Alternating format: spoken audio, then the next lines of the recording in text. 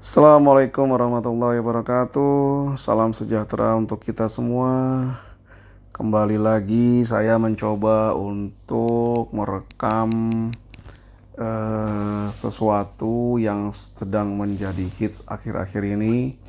Apalagi kalau bukan wabah corona dan dampaknya terhadap kondisi keuangan dari keluarga di Indonesia. Memang terus terang Ramadan kali ini Ramadan yang penuh dengan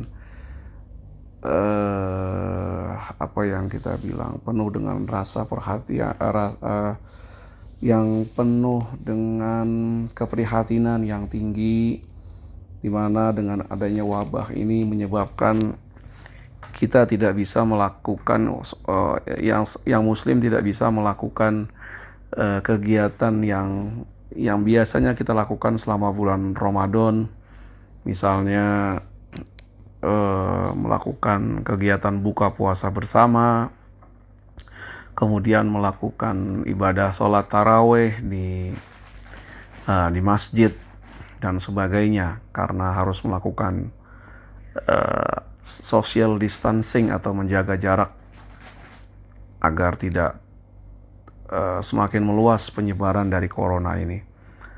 Yang kemudian berikutnya adalah kondisi perekonomian juga sangat suram akhir-akhir ini, di mana berbagai aktivitas perekonomian menurun luar biasa jauh. Dampaknya adalah kemampuan perusahaan untuk menggaji karyawannya juga menjadi turun, utamanya untuk perusahaan-perusahaan menengah, UKM, sektor-sektor UKM kecil dan menengah, yang sebetulnya di 2019 juga mengalami penurunan penjualan, dan di corona ini semakin menurun penjualannya. Dan imbasnya lagi adalah ke karyawan dan keluarganya. Banyak kita baca di media daring bahwa begitu banyak jumlah karyawan yang harus dirumahkan, dan sedihnya lagi juga gaji yang diberikan pun dipotong, bahkan ada yang dipotong lebih dari 60%. Teman saya sendiri menjelaskan ke saya bahwa perusahaannya telah merumahkan karyawan dan hanya digaji dengan gaji sekitar 40%. Terus terang ini sebuah hal yang luar biasa, tidak pernah terpikirkan sebelumnya, katakanlah 2 bulan lalu. Kemarin juga saya baca di media daring perusahaan waralaba makanan yang saya tidak sebut nama lah, tapi Anda semua pasti sangat mengenalnya dan mungkin juga menjadi favorit restoran waralaba, atau setidaknya pernah makan di sana gitu ya. Perusahaan yang besar, banyak gerainya. Ternyata di media daring tersebut telah melakukan pemotongan gaji untuk karyawannya, dan THR-nya pun juga terancam untuk dipotong. Terus terang saja ini mengejutkan juga bagi saya, karena saya pikir perusahaan tersebut perusahaan yang kuat secara keuangannya,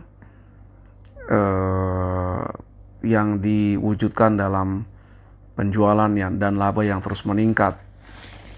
Apakah perusahaan tersebut menggunakan labanya untuk melakukan investasi sehingga kondisi kasnya juga tidak begitu bagus dengan adanya corona ini yang bisa mengurangi omset perusahaan tersebut. Dan kemudian juga ada berita yang hits, entah benar atau tidak, ada suatu keluarga yang suaminya berpenghasilan 80 juta rupiah. Sangat luar biasa tinggi untuk standar Indonesia, yang pendapatan per kapitanya mungkin sekitar 3.000 sampai 4.000 US dollar. Kalau kita rupiahkan dengan kurs 15.000, berarti 4.000 itu 60 juta rupiah pendapatan per kapita per tahun. Kalau itu satu keluarga dibagi dengan 4 orang, berarti cuma 15 juta per tahun. Sedangkan ini sang ayah mendapatkan gaji 80 juta per bulan. Berarti kalau kita keluarganya ada 4 orang juga per keluarga, berarti sekitar 20 juta per bulan, per tahun berarti 240 juta. Tadi cuma 20 juta, berarti keluarga ini penghasilannya 12 kali penghasilan rata-rata penduduk Indonesia. Sangat luar biasa besar. Tentunya dengan pendapatan yang besar, logikanya adalah tabungannya pun juga besar. Kalau dia sudah bekerja lama, berarti tabungannya sudah banyak. Nah, dampak dari COVID ini harusnya terhadap keuangan keluarga tersebut tidak terlalu memusingkan seperti keluarga-keluarga lain yang pendapatannya jauh lebih kecil dari keluarga tersebut.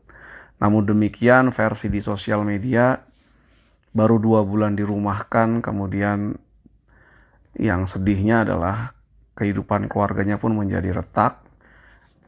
Dan kalau ditelusuri secara keuangan, ternyata kemungkinan besar keuangannya menjadi memburuk. Pertanyaannya, penghasilan yang besar selama itu kemana saja? Ternyata banyak digunakan untuk membayar cicilan rumah dan cicilan mobil mewah. Nah, hal ini tentu saja mengagetkan atau membingungkan, dan sekaligus sebetulnya membenarkan apa yang saya pernah singgung di podcast saya sebelumnya, bahwa tidak ada semacam berapa jumlah penghasilan tertentu yang kemudian baru kita bisa menabung. Hal tersebut tidak ada. Nah, ini contoh ini juga menjelaskan yang di sosial media, kalau itu benar 80 juta sebulan, bayangkan tidak punya dana tabungan, tidak punya dana berjaga-jaga, yang saya sering bilang 6 kali dari pengeluaran bulanan. Pengeluaran bulanan adalah pengeluaran untuk sehari-hari, makan dan minum, transportasi, kemudian pengeluaran bulanan untuk listrik, kebutuhan rumah tangga, untuk kebutuhan kesehatan, kebersihan, cicilan rumah, cicilan kendaraan. Nah, jadi harus ada dana minimal 6 bulan. Dan semoga kondisi corona ini tidak berlanjut terus jauh ke belakang. Nah, kembali ke kasus tersebut, sekali lagi menjelaskan bahwa menabung adalah masalah kedisiplinan, menabung adalah masalah keteguhan hati. Bagaimana kita ketika penghasilan tinggi, kita menabung, penghasilan tidak tinggi ataupun rendah pun sebisa mungkin menabung, karena kita tidak pernah tahu apa yang akan terjadi di masa yang akan datang. Saya tidak bicara 5 atau 10 tahun, tapi sekarang bulan per bulan kita tidak pernah tahu. Dan bagaimana kita tetap survive dalam kondisi keuangan keluarga, karena kondisi keuangan yang tidak terlalu baik juga bisa berakibat ke banyak hal. Keluarga tersebut yang 80 juta salah satunya, kondisi keuangannya memburuk, ternyata berakibat tidak bagus juga untuk kelanggengan keluarganya. Belum lagi nanti masalah anak-anaknya dan segala macam. Nah, berarti sebetulnya menabung lebih ke arah bagaimana kita bisa selalu bersyukur atas yang diberikan oleh Yang Maha Kuasa dan mencoba hidup dengan pepatah dari peribahasa yang lama yang menyatakan bahwa jangan lebih besar pasak daripada tiang. Kita juga harus menabung karena tidak selalu musim penghujan, ada kalanya nanti musim kemarau. Jadi kita juga bersiap dengan musim kemarau. Nah, jadi kita harus benar-benar berhati-hati mengatur penghasilan bulanan keluarga. Kita cukup-cukupkan, yang terpenting kebutuhan yang mendasar itu terpenuhi. Kebutuhan primer, kalau kita bilang dulu belajar saya sandang, pangan, papan. Kebutuhannya itu yang kita penuhi, dan jangan semacam mencoba memenuhi keinginan yang luar biasa besar, tapi tidak memiliki daya, apalagi kalau kita mengijon atas penghasilan di masa depan. Jadi misalnya kita makan, nanti kita gesek kartu, bayarnya di kemudian hari, kita beli pakaian di kemudian hari. Nah, ini kalau bisa jangan melakukan hal-hal tersebut. Hal ini berbeda dengan rumah. Rumah memang mungkin sulit untuk membeli secara cash, jadinya kita melakukan pinjaman. Tapi rumah sifatnya adalah jangka panjang. Nah, jadi kalau kita meminjam untuk membeli rumah, itu sifatnya jangka panjang. Yang perlu diperhatikan adalah jangan sampai cicilan dari pembayaran rumah tersebut mengakibatkan kita mengalami kesulitan. Jadi kalau yang 80 juta tadi harusnya maksimal jumlah cicilan mobil dan rumah harusnya 30% dari 80 juta. Berarti dia harus mencicil sekitar 24 juta rupiah mobil maupun rumah. Kalau cicilannya sudah sampai 40 juta rupiah dari 80 juta berarti 50%, hal itu akan sangat berat karena belum pengeluaran-pengeluaran yang lain. Kemudian kita juga hidup di zaman ketika sosial media begitu apa kita bilangnya, merajalela lah kalau dulu kita bilangnya. Dan di situ seringkali ya saya tidak tahu juga, kita bisa melihat teman kita berlibur, makan dan segala macam. Kemudian kayak tergoda atau menjadi ingin untuk melakukan hal yang sama, ya keinginan tersebut boleh-boleh saja, tapi kemudian kita harus kembali melihat apakah kita memiliki kemampuan secara keuangan untuk memiliki gaya hidup yang sama dengan yang lain. Nah, ini tentu saja juga harus kita pikirkan ulang. Jadi setiap minggu ke mall makan, minum, ya mahal, apakah kita bisa memiliki gaya hidup seperti itu? Nah, kita harus kembali melihat kondisi keuangan yang ada. Jangan memaksakan diri, sesuatu yang dipaksakan apapun itu pasti tidak akan bagus. Jadi harus selalu tenang, tidak begitu tergoda dengan tawaran-tawaran yang menggiurkan, tidak begitu tergoda dengan gaya hidup orang lain yang mungkin terlihat wah, tapi kita tidak tahu bagaimana mereka bisa wah seperti itu. Dan tetap fokus kita bagaimana semua kebutuhan dasar atau primer itu bisa terpenuhi dan ada kelebihan yang bisa kita tabung untuk kebutuhan di masa depan. Kalau dulu berpikir kebutuhannya adalah untuk bayar anak ketika masuk sekolah, ketika masuk ke perguruan tinggi. Nah, sekarang dengan adanya pengalaman seperti wabah COVID-19 ini, kita memiliki pengalaman bahwa kita sebagai keluarga harus berjaga-jaga.